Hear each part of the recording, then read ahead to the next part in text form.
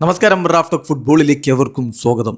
Dembele, Olise, ഡിസേഡു, Kylian Mbappe missile ആക്രമണ നിരയും കൊണ്ട് ബ്രസീലിൻ്റെ ഡിഫൻസ് പൊളിച്ച് തരിപ്പണമാക്കാൻ ഒരുങ്ങുകയാണ് ഫ്രാൻസ്.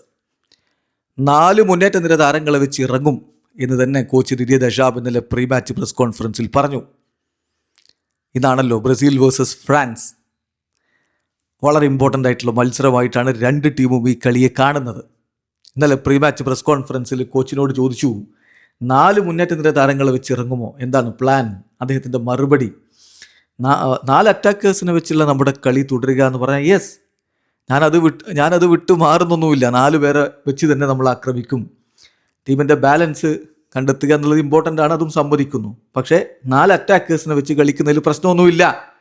നമുക്ക് ബോൾ ഉണ്ടെങ്കിൽ നമ്മുടെ സ്ട്രെങ്ത് നമുക്ക് ക്യാപിറ്റലൈസ് ചെയ്യാൻ അതിലൂടെ കഴിയും. അതാണ് നമ്മുടെ ഗൈഡിങ് പ്രിൻസിപ്പിൾ. അതുകൊണ്ട് 4 മുന്നേറ്റ നിര താരങ്ങളെ വെച്ച് തന്നെ ഇറങ്ങും എന്നിപ്പോൾ കോച്ച് ദിദിയർ ദെഷാംപ് പറയുന്നു.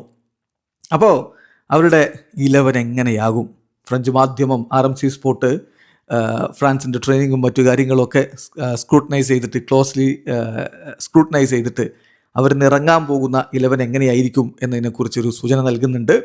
അതിൽ പറയുന്ന ഗോൾ കീപ്പറായിട്ട് മൈഗ്നൻ, പിന്നെ ഗസ്റ്റോ, ഉപ്പമെക്കാനോ, കൊനാറ്റെ, ടിയോ ഹെർണാണ്ടസ് എന്നിവർ ഡിഫൻസിൽ, ഷൂമനി, റാബിയോട്ട് എന്നിവർ മധ്യനിരയിൽ.